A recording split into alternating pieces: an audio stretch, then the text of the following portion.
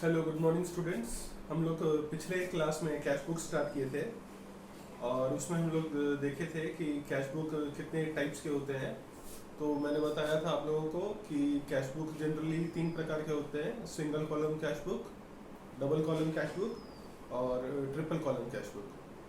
तो cash book generally होता क्या है ये सब हम लोग पिछले क्लास में डिस्कस कर चुके हैं।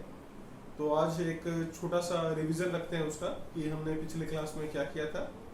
तो कैश बुक बोथ जर्नल है और लेजर भी है, ठीक है।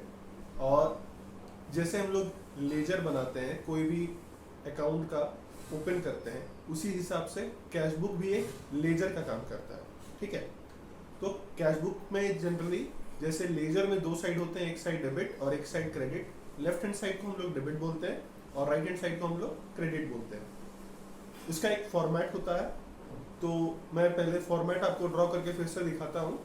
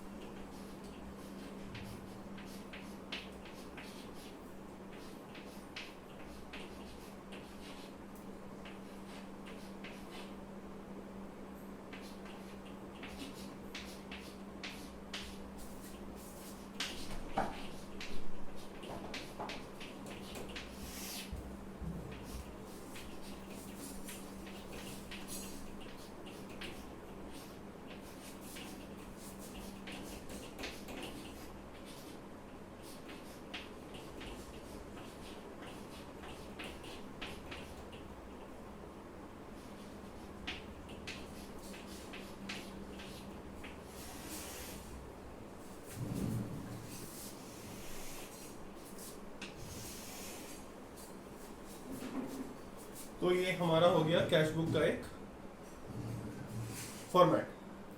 अब हम इससे आगे बढ़ते हैं और कल जो हमने आपको होमवर्क दिया था उसमें पहला था रेंट रिसीव्ड इन कैश ₹5000।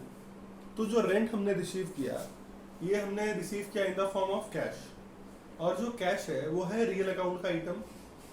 तो जो रियल अकाउंट का रूल है उसके हिसाब से डेबिट व्हाट कम्स इन और क्रेडिट व्हाट गोज आउट। तो क्योंकि हम रेंट रिसीव कर रहे हैं तो हमारे पास पैसा आ रहा है, और कैश क्योंकि रियल अकाउंट है इसलिए इसका जर्नल एंट्री हो जाएगा cash account debit to rent account. Rent credit क्यों हो रहा है? रेंट इसलिए क्रेडिट हो रहा है क्योंकि रेंट जो है वो नॉमिनल अकाउंट का आइटम है और हमारे लिए इनकम है, और नॉमिनल अकाउंट में इनकम को और प्रॉफिट को हम क्रेडिट करते हैं। तो एंट्री आपकी हो जाती है cash account debit to rent account. अब ये जो जर्नल एंट्री हमने पास की, इसको मैं एक साइड में दिखाता हूं आपको। ये हो गया cash account debit to rent account, ठीक है। ये सपोज आप करो जनवरी 1 है, अमाउंट हो गया आपका 5000 रुपए का। फिर हमने यहाँ पे नरेशन लिखना है बीइंग रेंट रिसीव्ड।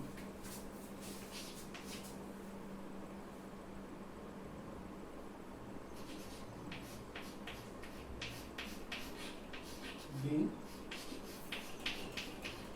रेंट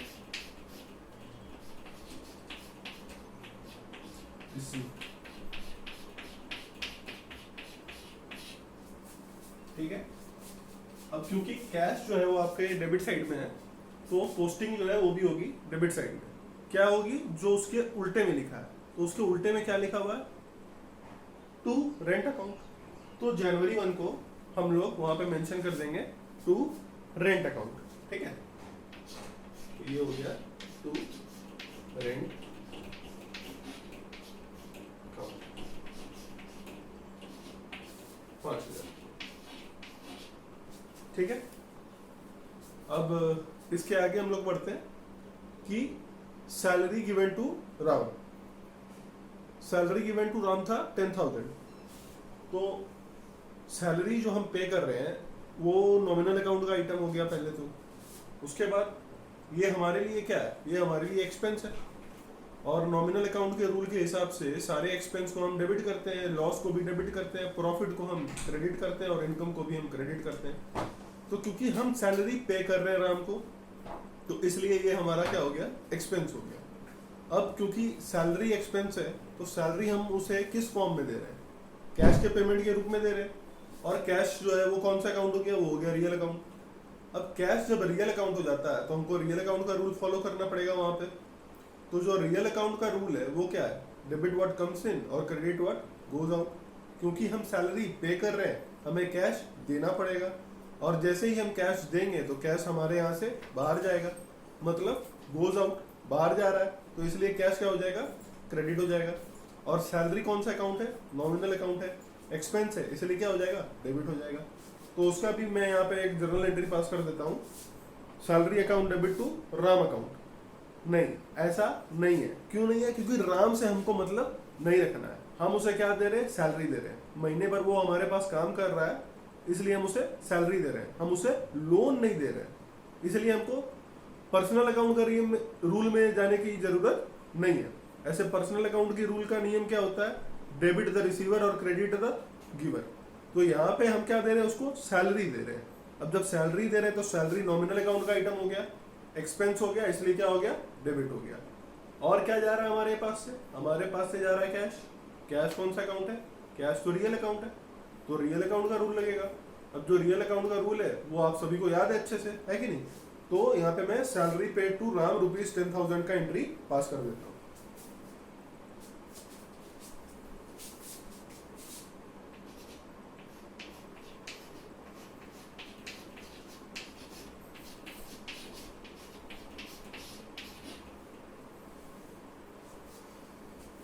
ये हो गया आपका salary account debit to cash account. Amount नहीं लिख रहा हूँ क्योंकि यहाँ पे थोड़ा सा स्पेस का प्रॉब्लम हो रहा है। अमाउंट आप लोग वहां पे लिख लेना 10,000 रुपीज, ठीक है। तो अब मेरे को ये देखना है कि इसकी पोस्टिंग कैसे होगी लेजर में। तो इस बार कैश जो है वो डेबिट साइड में तो है नहीं, इस बार वो है क्रेडिट साइड में। तो पोस्टिंग भी किधर होगी, क्रेडिट साइड में। अब पोस्टिंग क्या होगी, जो उसके उल्टे में लिखा है, उसके उल्टे में क्या लिखा है, सैलरी लिखी हुई है। तो होता क्या है कि जब हम क्रेडिट साइड में कुछ लिखते हैं तो पहले उसके सामने हमको बाई लिखना पड़ता है, BY बाई। क्यों, क्योंकि ये फॉर्मेट एक रूल है, ये रूल को हमको फॉलो करना है। जैसे हम डेबिट साइड में पहले टू लिखते हैं उसके बाद अकाउंट का नाम, वैसे ही क्रेडिट साइड में हम पहले क्या लिखते हैं, बाई लिखते हैं, उसके बाद जो अकाउंट है उसका नाम लिखते हैं। तो यहाँ पे क्योंकि कैश क्रेडिट साइड में है तो पोस्टिंग क्रेडिट साइड में होगी। क्या होगी, जो उसके उल्टे में लिखा है, उसके उल्टे में क्या लिखा है, सैलरी लिखी है। क्योंकि अब ये क्रेडिट साइड में लिखने जा रहे हैं हम, इसलिए सबसे पहला शब्द जो हम लिखेंगे वहां पे वो हो जाएगा बाई। उसके बाद जो अकाउंट का नाम है वो अकाउंट का नाम लिख देंगे। तो अकाउंट का नाम हो गया सैलरी, पहले लिख देंगे बाई सैलरी। तो ये मान लो ट्रांजेक्शन हुआ 10 तारीख को, 10 तारीख को ही था क्वेश्चन में भी, ठीक है। तो हम यहाँ पे लिख देते हैं जनवरी 10, ठीक है। यहाँ पे हो जाएगा बाई सैलरी अकाउंट। ये हो गया आपका बाई सैलरी अकाउंट, ठीक।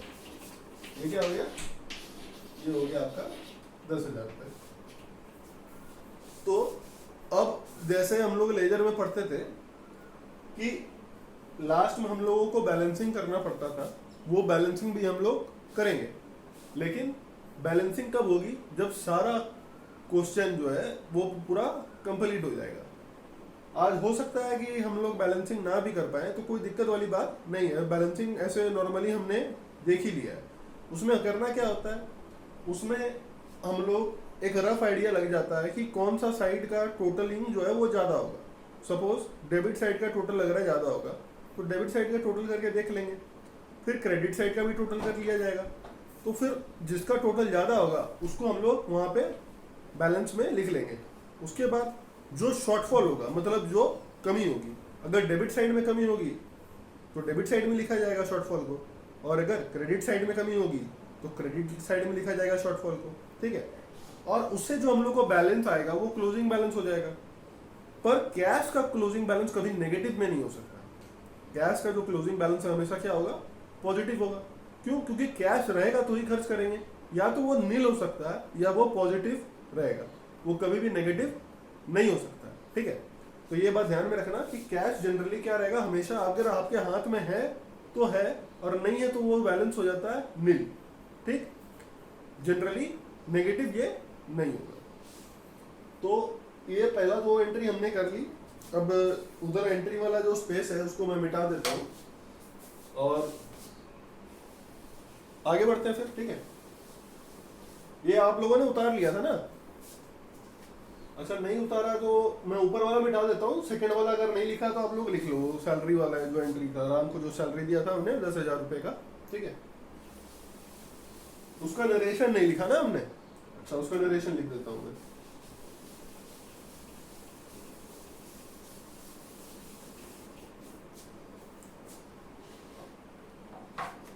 उसका नरेशन हो जाएगा being salary paid to Ram. ठीक है, नरेशन में आप ऐसे भी लिख सकते हैं बीइंग सैलरी पेड, लेकिन क्योंकि हमने राम को दिया तो वो राम अगर हम लिख भी देंगे तो कोई दिक्कत वाली बात नहीं है। नरेशन से क्लियर हो जाता है कि ये जर्नल एंट्री हमने क्यों पास की है।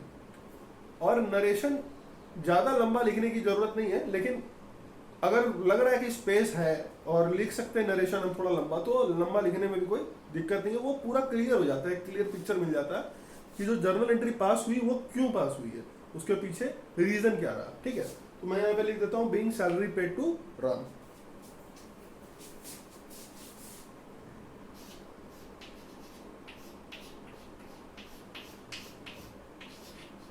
Being salary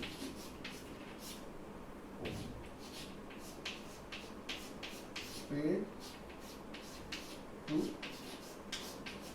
Ram. ठीक है,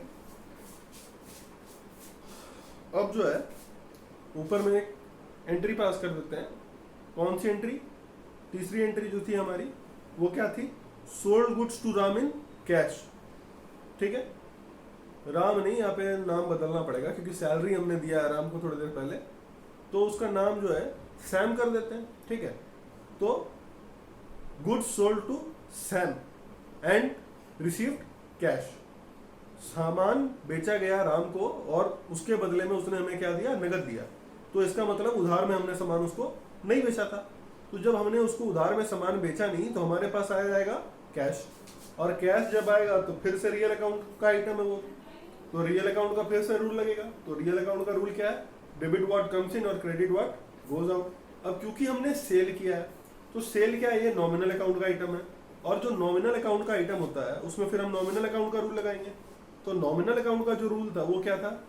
नॉमिनल अकाउंट का रूल फिर से बच्चों वही चीज है, क्या सर? डेबिट जो एक्सपेंस होगा और लॉस होगा, और क्रेडिट क्या? जो इनकम होगा, प्रॉफिट होगा या गेन होगा। तो जब हम सेल कर रहे हैं तो हमारा क्या? ये इनकम है, मुनाफा होगा, हम मुनाफा कमा रहे हैं इससे।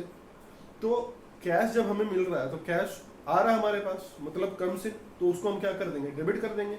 और क्योंकि हम सेल कर रहे हैं, तो जब हम सेल कर रहे हैं तो ये हमारे लिए क्या? इनकम है, नॉमिनल अकाउंट का आइटम है, और नॉमिनल अकाउंट का आइटम को हम क्या करेंगे? इनकम को क्रेडिट कर देंगे।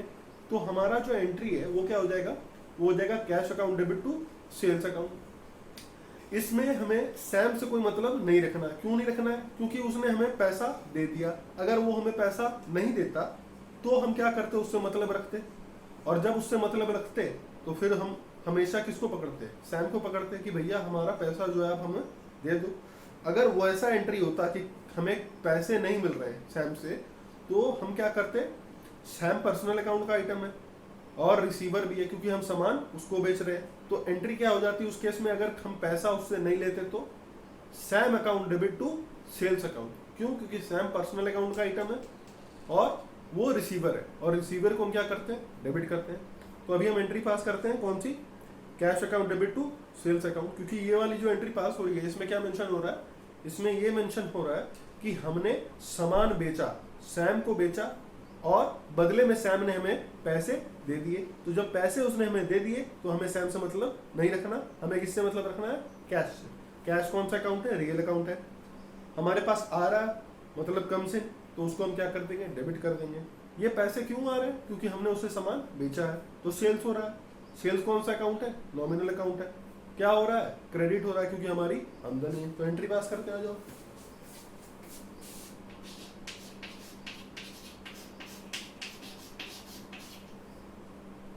ये हो गया आपका cash account debit to sales account.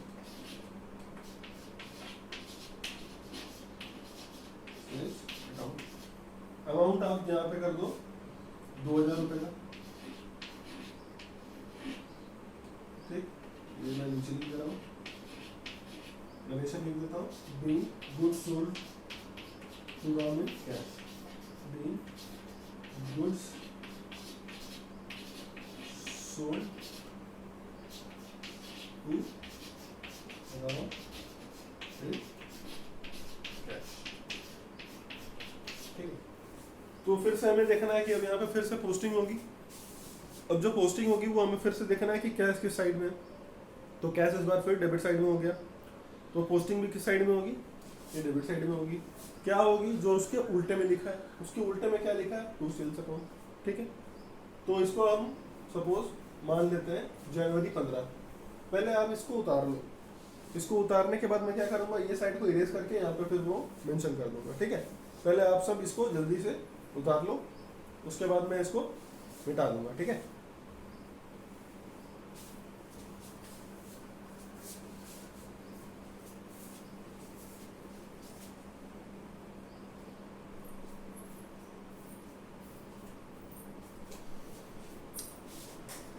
अच्छा, आप लोगों को कोई भी अगर डाउट होता है तो आप एकदम मेरे को बाद में क्लास जब खत्म हो जाए, हो सकता है अभी मैं इमीडिएटली ना बता पाऊँ, लेकिन मैं ज़रूर आप लोगों को इसके बारे में जब मैं फ्री रहूँगा तो क्लियर कर दूंगा। अगर आपका कोई भी डाउट रह जाता है तो ये नहीं सोचना है कि सर पूछना नहीं है, सर क्यों टाइम नहीं मिल रहा है, जब आप पढ़ाते जा रहे हो हमें कुछ समझ में नहीं आ रहा है, ऐसा कुछ भी नहीं है। अगर आपको लगता है कि कोई भी डाउट रह गया है, आप मेरे को टेक्स्ट कर देना, और जब मैं फ्री होऊंगा तो मैं इस पर्टिकुलर चीज़ को आपको अच्छे से फिर से बता दूंगा। ठीक है, ऐसी कोई दिक्कत वाली बात नहीं है। हो सकता है मैं इमीडिएटली रिस्पॉन्ड ना करूं, लेकिन कुछ देर बाद मैं ज़रूर रिस्पॉन्ड कर लूँगा। ठीक है, ये लिख लिया आप सबने, मिटा दो ना आप, चलो ठीक है।